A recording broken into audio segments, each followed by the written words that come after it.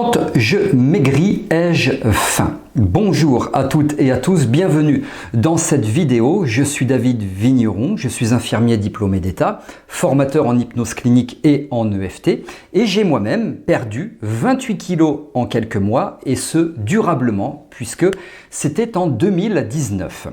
Alors je vais répondre à cette question qui revient souvent face à la perte de poids. Quelle est la place de la faim quand on souhaite maigrir et comment lutter contre celle-ci? Juste avant cela, je vous précise que vous avez la possibilité de vous abonner à ma chaîne YouTube. Pour cela, cliquez sur le bouton s'abonner et activez la cloche de notification pour être informé lorsque je sors de nouvelles vidéos. C'est gratuit, c'est régulier, profitez-en. Alors quand je maigris, ai-je faim? On y va, c'est parti pour le contenu. Alors quand on se lance dans un parcours de perte de poids, la question qui revient inlassablement, et c'est normal, c'est la suivante: est-ce que je vais avoir faim? Alors cette inquiétude, je trouve qu'elle est tout à fait légitime parce que la faim, c'est une sensation viscérale qui peut rapidement transformer une motivation en une véritable épreuve de force. Mais la réponse, et c'est une excellente nouvelle, est que la faim n'est pas une fatalité. Avant d'aborder les neurosciences, on va en parler. On va commencer par une astuce d'une simplicité enfantine, mais scientifiquement prouvée, c'est l'hydratation.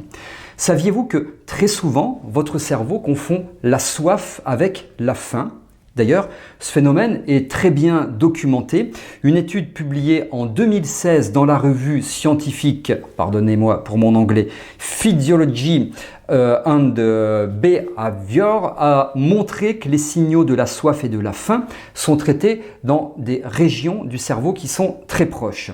Le corps, cherchant à optimiser ses ressources, peut envoyer un signal de faim quand il a en réalité juste besoin d'eau. Alors, la prochaine fois que vous allez ressentir une fringale soudaine, essayez de boire un grand verre d'eau. Vous attendez 15 à 20 minutes et dans une majorité des cas, vous allez constater que la faim s'est dissipée.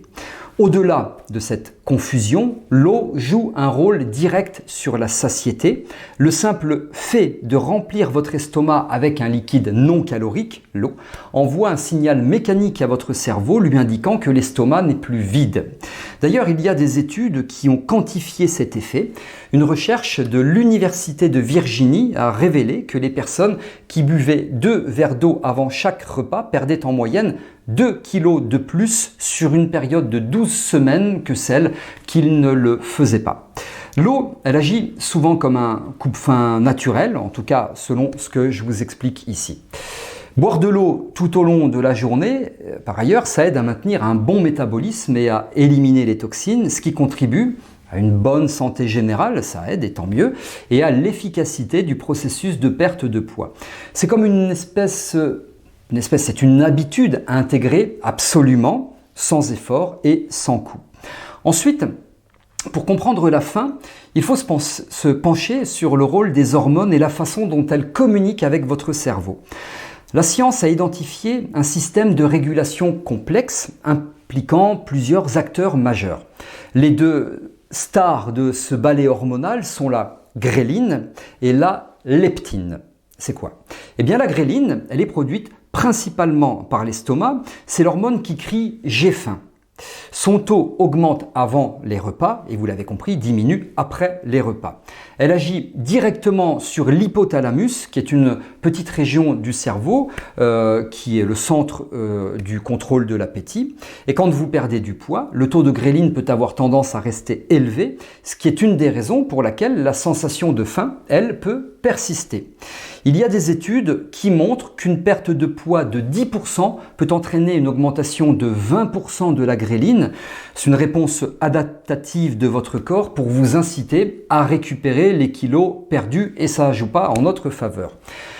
Et puis de l'autre côté, si je peux dire, nous avons la leptine. Leptine, c'est l'hormone de la satiété. Elle est produite par les cellules graisseuses et elle signale à votre hypothalamus que vous avez suffisamment d'énergie en stock.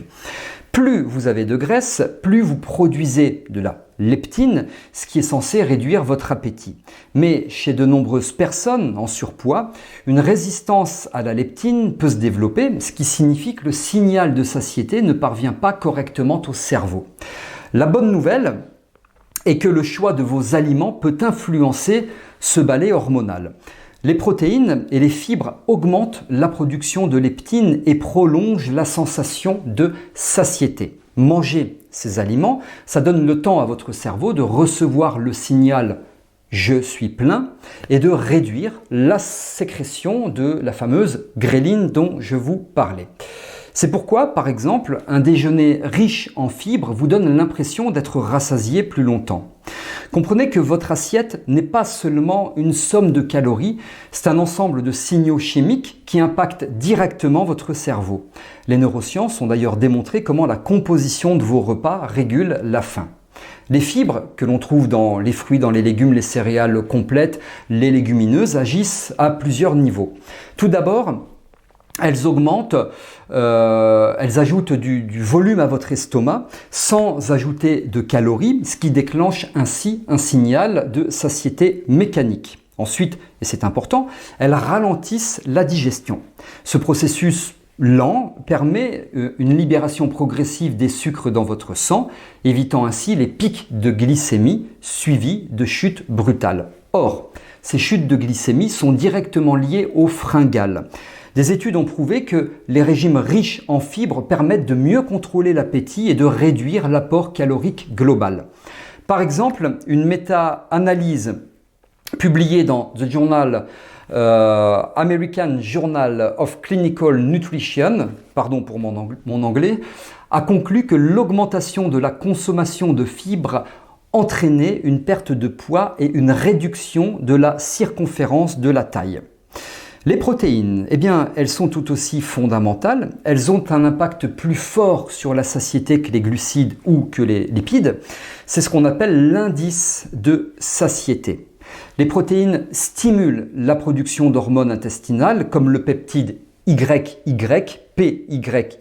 et la cholécystokinine CCK, qui signale directement à votre cerveau de cesser de manger, que vous en avez assez. De plus, la digestion des protéines demande un peu plus d'énergie au corps, ce qui augmente la thermogénèse, c'est-à-dire la production de chaleur par l'organisme. En intégrant une source de protéines maigres à chaque repas, vous activez donc un levier puissant pour contrôler votre appétit. De plus, les neurosciences nous apprennent que la faim n'est pas seulement un besoin physiologique, c'est aussi un état qui est fortement influencé par votre environnement et votre état psychologique. Le manque de sommeil est un des facteurs les plus puissants pour dérégler votre appétit. Des recherches de l'université de Chicago ont montré que seulement 2 nuits de sommeil insuffisant, manque de sommeil, vous ne dormez pas assez, augmente le taux de gréline de 28% et réduisent le taux de leptine de 18%. Gréline 28, leptine moins 18. Le manque de sommeil pousse votre corps à chercher de l'énergie rapide, d'où l'attirance pour les aliments riches en sucre et en gras après une mauvaise nuit. Et puis le stress. Le stress, il a un effet similaire face au stress chronique. Votre corps produit du cortisol, cortisol étant l'hormone du stress. Et donc, un taux de cortisol élevé peut augmenter la gréline et influencer les circuits de la récompense dans votre cerveau. Les aliments, je mets des guillemets, réconfortants, souvent riches en sucre et en gras, activent les mêmes voies que les drogues dans le noyau accumbens, qui est la zone de votre cerveau qui est associée au plaisir et à la récompense. Donc manger ces aliments devient un moyen de se sentir mieux, une réponse émotionnelle aussi, plutôt que physiologique. Il est donc fondamental d'apprendre à gérer votre stress pour éviter de tomber dans ce piège.